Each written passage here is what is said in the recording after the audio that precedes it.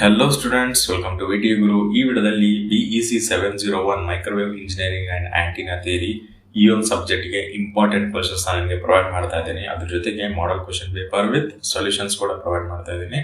So video ಕಡೆಯಿಂದ ಯಾವುದೇ ಒಂದು ಮಾಡೆಲ್ ಕ್ವಶನ್ ಪೇಪರ್ ಅಪ್ಡೇಟ್ ಮಾಡಿಲ್ಲ ಅವರು.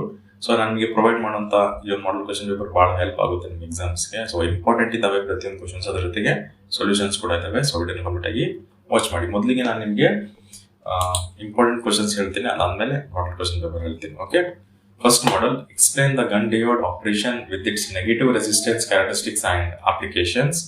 Derive the transmission line equations for voltage and current.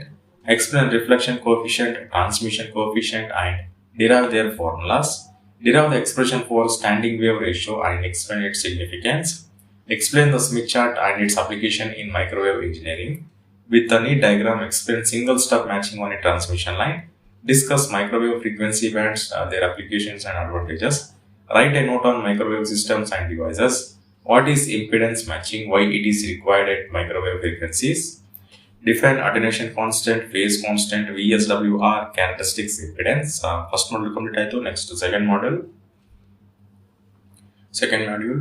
Explain S matrix representation of n-port networks with properties.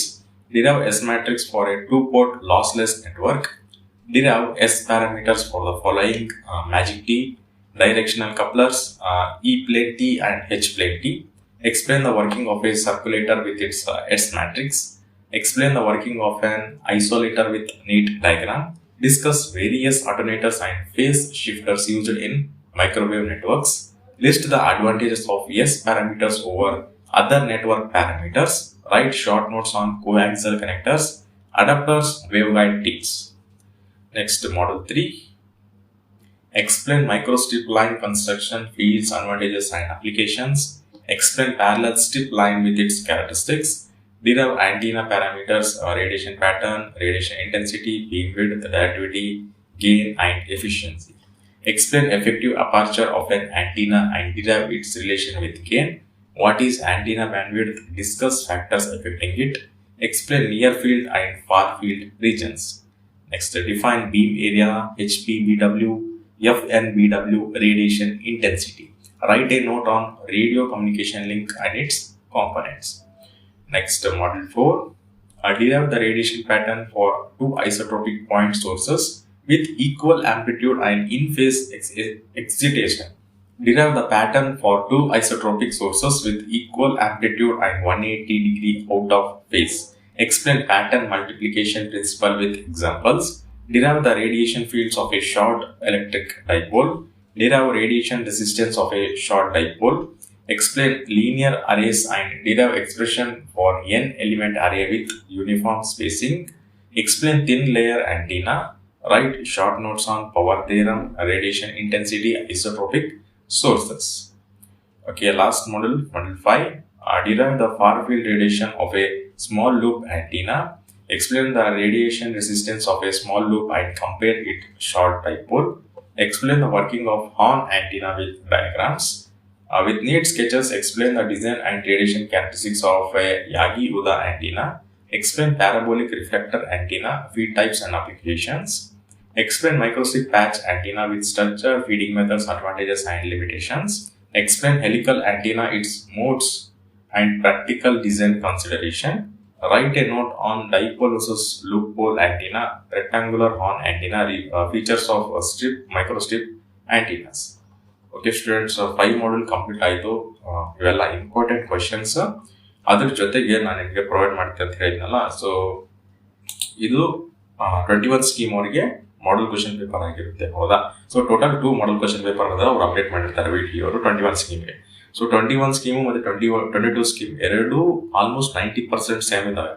1 to 4th ಮಾಡಲ್ ಇದೆ complete same ಇದಾವೆ. 5th ಮಾಡಲ್ ಅಲ್ಲಿ ಸ್ವಲ್ಪ change ಮಾಡಿದ್ದಾರೆ ಅಷ್ಟೇ, ಒಂದು 10-20% ಅನ್ನಷ್ಟು ಚೇಂಜ್ ಆಗಿರುತ್ತೆ. ಅಂಡ್ ಇದರಲ್ಲಿ ನೋಡ್ತಾ ಇರ್ಬೋದು ನೀವು ಇಂಪಾರ್ಟೆಂಟ್ ಕ್ವಶನ್ಸ್ ಆಗಲಿ ಮತ್ತೆ ಕ್ಯಾಲ್ಕುಲೇಷನ್ ಪಾರ್ಟ್ಸ್, ಸೊ ಅವು ಕೂಡ ಇದರಲ್ಲಿ ಮೆನ್ಷನ್ ಮಾಡಿರ್ತಾರಲ್ಲ. ಸೊ ಇವೆಲ್ಲ ನೀವು ಓದ್ಕೊಳ್ಳಿ, ನಿಮಗೆ ಬಹಳ ಹೆಲ್ಪ್ ಆಗುತ್ತೆ. ಸೊ ಇದನ್ನೇ ಕೊಟ್ಟರು ಕೊಡ್ಬೋದು, ಯಾಕಂದ್ರೆ ಈ ಒಂದು ಕಾರಣಕ್ಕೆ VTU ಅವರು ಮಾಡಲ್ ಕ್ವಶನ್ ಪೇಪರ್ ಒಂದನ್ನು ಅಪ್ಡೇಟ್ ಮಾಡಿಲ್ಲ.